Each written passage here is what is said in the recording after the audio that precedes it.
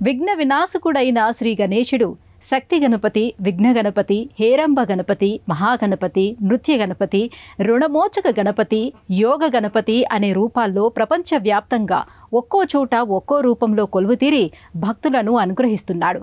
సకలాభిష్ట వరదాయకుడైన విఘ్న వినాశకుడైన ఆ చల్లని తండ్రి గుంటూరు పట్టణంలో శ్రీ వరసిద్ధి వినాయకుడిగా కొలువుతీరి పూజలు అందుకుంటున్నాడు. ఇవాల్టి ఈటీవీ లైఫ్ ఆధ్యాత్మిక ఛానల్ తీర్థయాత్ర కార్యక్రమంలో ఈ ఆలయం విశేషాల గురించి తెలుసుకుందాం.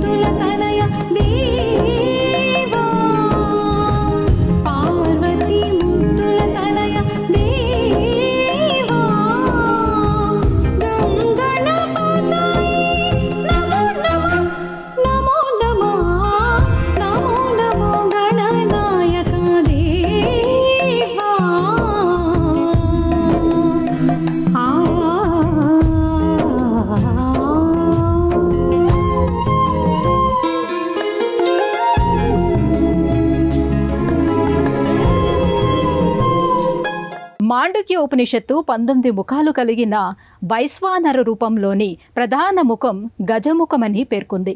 విశ్వాంభర అన్న మరో పేరును కలిగిన ఈ రూపమే విఘ్న వినాయకుడి రూపంలో పూజలందుకుంటోంది. వేదాలు, పురాణాలు, ఉపనిషత్తులు గణపతి రూపాలను, నామాలను, తత్వాన్ని గురించి వేణోళ్ల కీర్తిస్తున్నాయి. 4 వేదాలలో మొదటిదైన ఋగ్వేదం గణపతిని 2 మంత్రాలతో కీర్తిస్తోంది. గణానాం త్వాం అన్న ఋగ్వేద మంత్రంలోని మొదటి అక్షరం గా, చివరి అక్షరం అనుస్వారం. ఈ రెండింటి కలయికగా ఆవిర్భవించిన బీజాక్షరం గం. గౌరీపుత్రుడైన వినాయకుడు గం అనే బీజాక్షరానికి అధిదేవత అని వేదం చెబుతోంది. యజుర్వేదం మహాశివుణ్ణి నమో గణభో అని వర్ణిస్తూ శివుడినే గణపతిగా పేర్కొంది. ఆత్మావై పుత్రనామాసి అన్న విధంగా గణపతి అయిన శివుని కుమారుడు కూడా గణపతి పేరుతో ప్రసిద్ధి చెందాడు. గణేశ సహస్రనామం, గణేశ పురాణం వంటి ప్రాచీన శాస్త్రాలు గణపతిని కీర్తించాయి. గణేశ తాపిని ఉపనిషత్తు గజముఖుణ్ణి ఓంకారానికి సంకేతంగా వర్ణించింది. తతశ్చ ఓం ఇతి ధ్వనిరభూత్ సవై గజాకారః అని గణేశ తాపిని ఉపనిషత్తు వాక్యం ఇందుకు నిదర్శనం. ఇష్టమైనది వదిలిన నీకడ ఇష్టకామ్యములు తీర్చే గణపతి,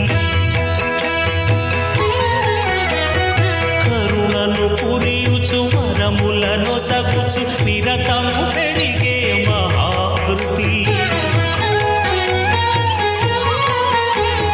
సకల చరాచర ప్రపంచమే సన్నుతి చేసే విఘ్నపతి, నీ గుడిలో చేసే సత్య ప్రమాణం, ధర్మదేవతకు నిలుపును ప్రాణం, విజయ కారణం, విఘ్న నాశనం, నీ దర్శనం. ఈ ఓంకారం అకార, ఉకార, మకార సంయోగమై అత్యంత పవిత్రమైనది, ప్రభావవంతమైనది. సర్వవేదసారమైన ఈ ప్రణవాక్షరానికి గణపతిని సంకేతంగా భావించింది వేదం. ఈ ప్రణవాక్షరాన్ని సంస్కృతంలో వ్రాసినప్పుడు ఆ అక్షరం ప్రధాన భాగం గణపతి తొండాన్ని, ఆ అక్షరం కుడి భాగం ఆయనకు ప్రియమైన మోదకాన్ని, ఆ అక్షరం పైభాగం గణపతి శిరస్సుపై నుండే అర్ధచంద్రాకృతిని పోలి ఉంటాయి. కనుక గణపతిని ప్రణవాక్షర సంకేతంగా భావించింది గణేశ తాపని ఉపనిషత్తు. ఈ కారణం వల్ల ఏ పనిని ప్రారంభించడానికైనా ముందుగా విఘ్న నివారణకై ఓంకారాన్ని ఉచ్చరించడం వేద సంప్రదాయం. ఇలా విఘ్నేశ్వరుడు వేదమంత్ర ప్రతిపాద్యుడై, ఉపనిషత్ ప్రసిద్ధుడై మంత్రాధిష్టాన దేవతగా భాసిల్లుతున్నాడు.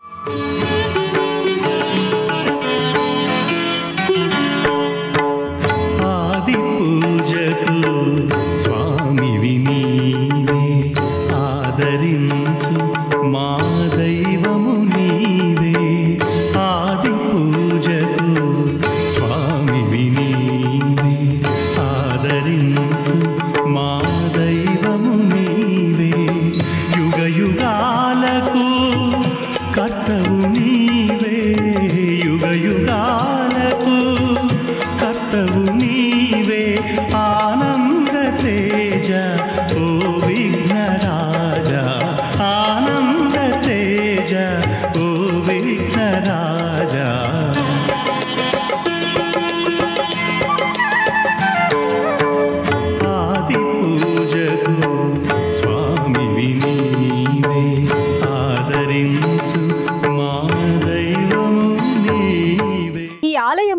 అణువణువు అత్యద్భుతమైన దివ్య ఆధ్యాత్మిక దీప్తితో అలరారుతూ ఉంటుంది. ఆలయ ప్రాంగణంలో అడుగుపెట్టింది మొదలు గణపతితో పాటుగా ఆయన పరివార దేవతలందరినీ దర్శించుకొని సేవించుకొని తిరిగి బయట కాలు పెట్టే వరకు భక్తుల మదిలో దివ్యమైన ఆనంద అనుభూతి కలుగుతుంది. ఇక్కడికి వచ్చిన ప్రతి ఒక్క భక్తుడు పరిపూర్ణమైన భక్తిలో భగవత్ సేవానురక్తిలో ఒలలాడుతాడు. బోధాయన గృహ్య సూత్రాలలో కూడా గణపతి ఆరాధనా వివరాలు ఉన్నాయి.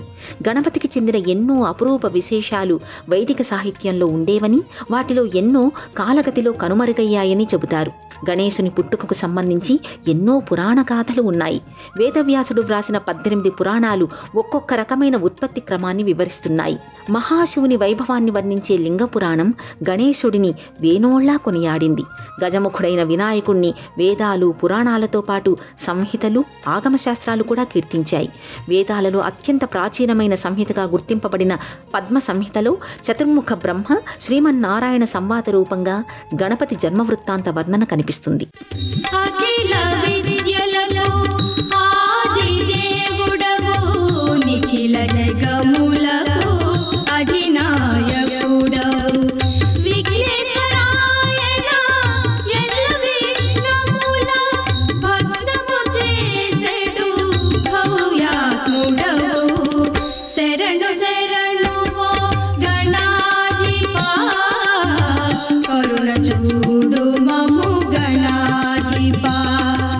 తమిళనాడు యాత్రలో ఉండగా గ్రంథి సుబ్బారావు గారు ఒక బింబాన్ని చూసి గణపతి దేవాలయాన్ని నిర్మించాలని సంకల్పించుకున్నారు. కొంతమంది స్థపతులను సంప్రదించి స్థలాన్ని నిర్ణయించుకొని గణపతి దేవాలయ నిర్మాణానికి 2017 సంవత్సరంలో శంకుస్థాపన చేశారు. స్థపతులు పండితుల నిర్ణయం మేరకు 4 రాజగోపురాలు 4 మాడవీధులతో అద్భుతమైన దేవాలయాన్ని నిర్మింపచేయాలని ఆయన సంకల్పం చేశారు. వారి కుమారులైన గ్రంథి కాంతారావు గారు సుబ్బారావు గారి తదనంతరం ఆ బాధ్యతను స్వీకరించి తండ్రి ఆశయ సాధనకై అనంతర కాలంలో ఈ స్థలంలో ముత్తయ్య స్థపతి గారిచే రాతి దేవాలయాన్ని నిర్మింపచేశారు.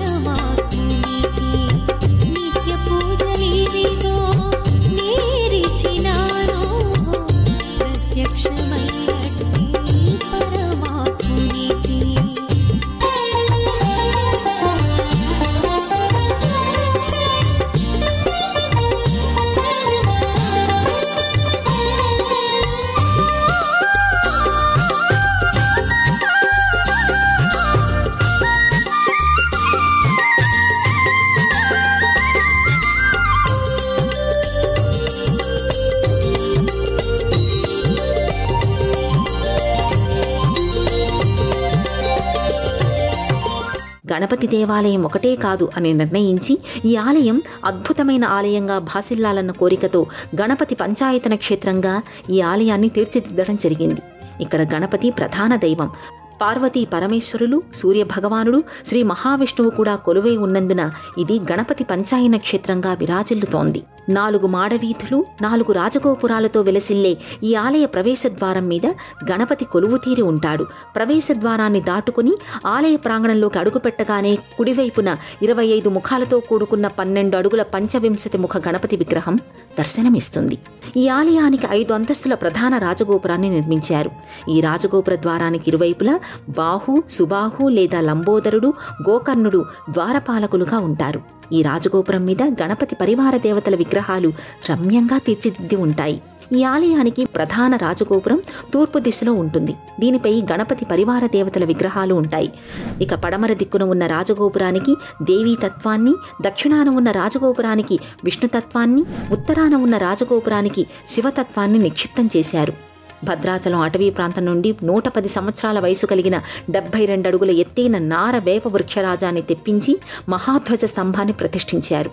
దీనికి తమిళనాడు నుండి విశేషంగా తెప్పించిన గణపతి తత్వాలను పొదుగుతూ రాగి రేకును తాపడం చేశారు.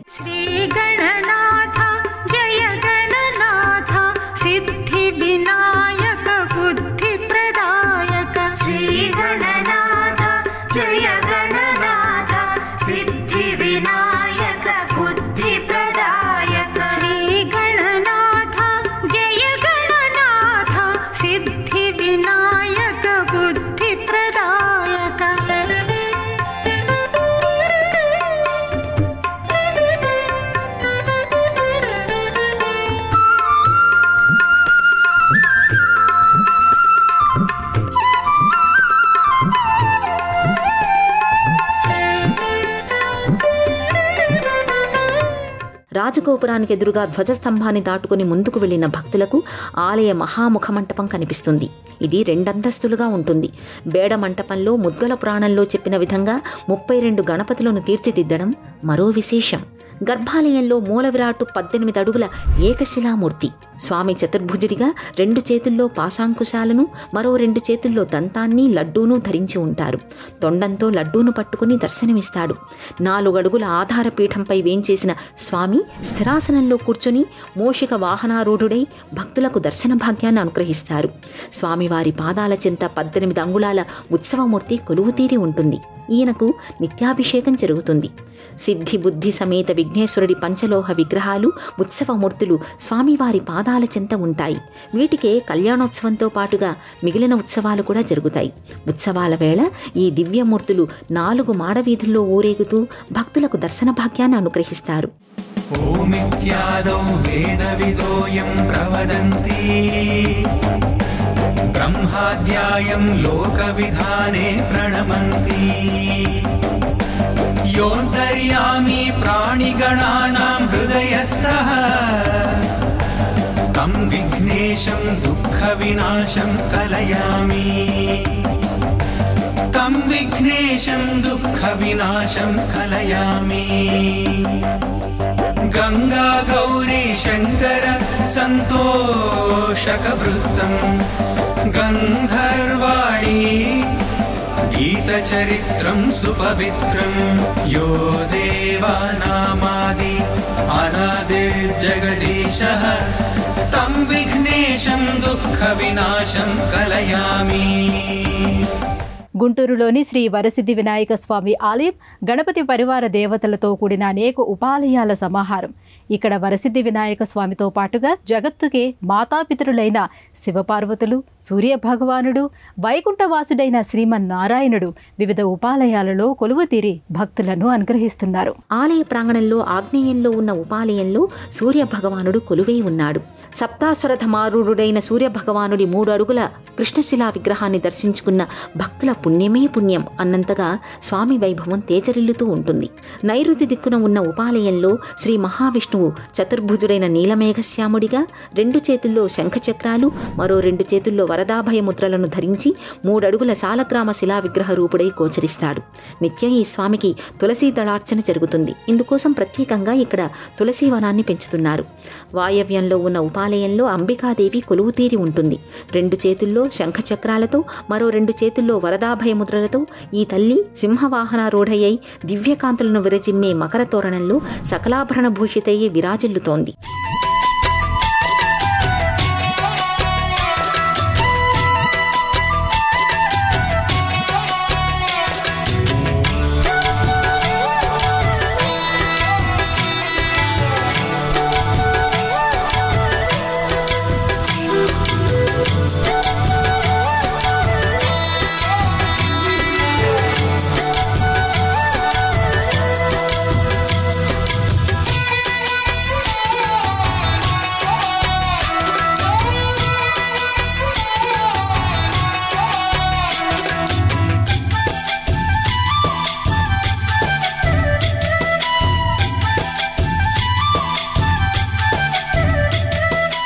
ఈశాన్యంలో ఉన్న ఉపాలయంలో కాశీ విశ్వేశ్వరుడు కొలువుతీరి ఉంటాడు. ఇది బ్రహ్మసూత్రం కలిగిన శివలింగం. 18 అడుగుల పానవట్టంపై 15 అంగుళాల బ్రహ్మసూత్రం కలిగిన శివలింగ రూపంలో పైన ధారాపాత్రతో విలసిల్లే స్వామి వైభవాన్ని వర్ణించడానికి మాటలు చాలవు, వ్రాయడానికి అక్షరాలు సరిపోవు. విశేషంగా ఆలయంలో జరిగే ఉత్సవాలకు ప్రత్యేకంగా నిర్మించిన ఉత్సవ మంటపం ఆలయ ప్రాంగణంలో ఉత్తర దిశలో ఉంటుంది. ఈ ప్రాంగణంలో కొలువై ఉన్న ప్రధాన దైవమైన గణపతితో పాటుగా ఇతర దేవీ దేవతల ఉత్సవాలన్నీ ఈ మంటపంలోనే జరుపుతారు. ఆలయంలో ఉత్తర దిశలోనే 16 స్తంభాల యాగశాల కూడా ఉంటుంది.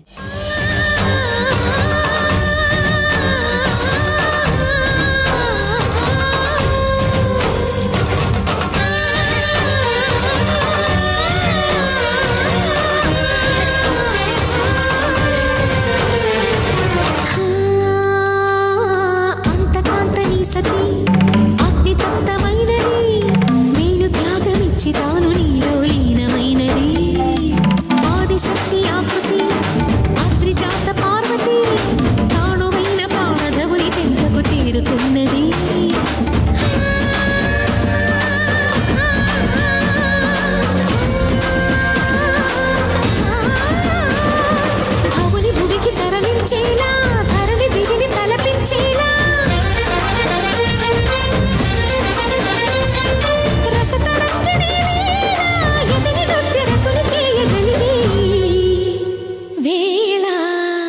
శైవాగమం ప్రకారం ఇక్కడ పూజలు, సేవలు, కైంకర్యాలు జరుగుతాయి.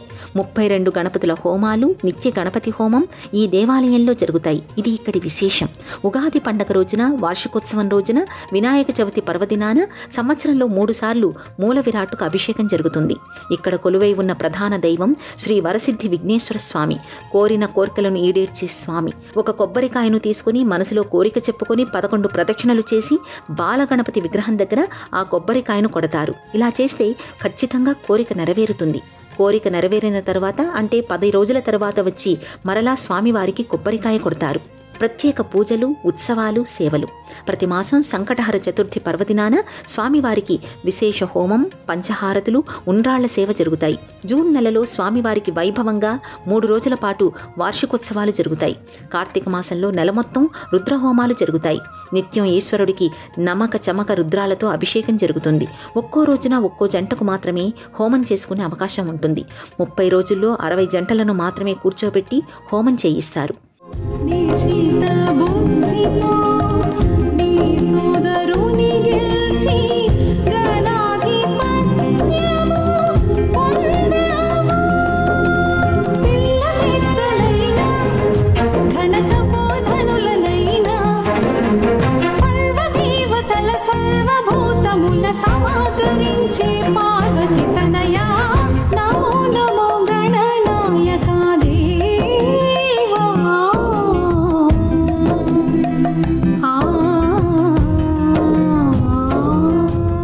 వినాయక చవితి నవరాత్రి ఉత్సవాలు అపూర్వమైన వైభవంతో నిర్వహించబడతాయి. ప్రతిరోజు ప్రత్యేక పూజలు, హోమాలు, అర్చనలతో వినాయక నవరాత్రుల్లో ఆలయం దేదీప్యమానంగా వెలిగిపోతూ ఉంటుంది. నవరాత్రి ఉత్సవాల్లో నిత్యం స్వామివారికి ప్రత్యేకమైన అలంకరణ చేస్తారు. ఉత్సవాలు జరిగినన్నాళ్లు 9 రోజుల పాటు సాయంత్రం వేళ సాంస్కృతిక కార్యక్రమాలు, హరిదాసుల కీర్తనలు, భక్తి గీతాలు ఆలయ ప్రాంగణాన్ని ఆధ్యాత్మికతతో నింపుతాయి. చివరి రోజున నిమజ్జనోత్సవంలో భక్తులు వందలు వేల సంఖ్యలో పాల్గొంటారు. దేవీ నవరాత్రుల్లో అమ్మవారికి విశేష కుంకుమార్చనలు, చండీ హోమాలు జరుగుతాయి. ధనుర్మాసంలో నెలనాళ్లు తిరుప్పావై ప్రవచనాలు జరుగుతాయి. రథసప్తమి నాడు సూర్యభగవానుడికి విశేషంగా అర్చనాది కైంకర్యాలు జరుగుతాయి. ఆలయ దర్శన వేళలు. ఈ ఆలయం ఉదయం 6 గంటల నుండి మధ్యాహ్నం 12 గంటల వరకు, తిరిగి సాయంత్రం 6 గంటల నుండి రాత్రి 9 గంటల వరకు భక్తుల దర్శనార్థం తెరిచి ఉంటుంది. ప్రయాణ సౌకర్యాలు. గుంటూరు పట్టణంలో ఉన్న ఈ ఆలయానికి చేరుకోవడానికి స్థానిక రవాణా సౌకర్యాలు విరివిగా అందుబాటులో ఉన్నాయి. 2 తెలుగు రాష్ట్రాల్లోని అనేక ప్రధాన పట్టణాల నుండి నేరుగా గుంటూరుకు రైలు, బస్సు ప్రయాణ సౌకర్యాలున్నాయి. ఓం గం గణపతయే నమః. వేద సంరక్షణ కోసం ఆలయం పక్కనే 2 ఎకరాల విస్తీర్ణంలో సకల సదుపాయాలతో పూర్తిగా ఉచిత వేద విద్యను అందించేందుకు పెద్ద పాఠశాలను కూడా నిర్మిస్తున్నారు. ఇక్కడ వేద విద్యను అభ్యసించే విద్యార్థులకు సకల సౌకర్యాలను ఉచితంగా కలుగజేసేందుకు అన్ని ఏర్పాట్లు జరుగుతున్నాయి. ఇవి ఈ ఆలయం విశేషాలు. మళ్ళీ వచ్చే ఎపిసోడ్లో మరో ఆలయం విశిష్టతను గురించి తెలుసుకుందాం. అంతవరకు సెలవు. నమస్కారం.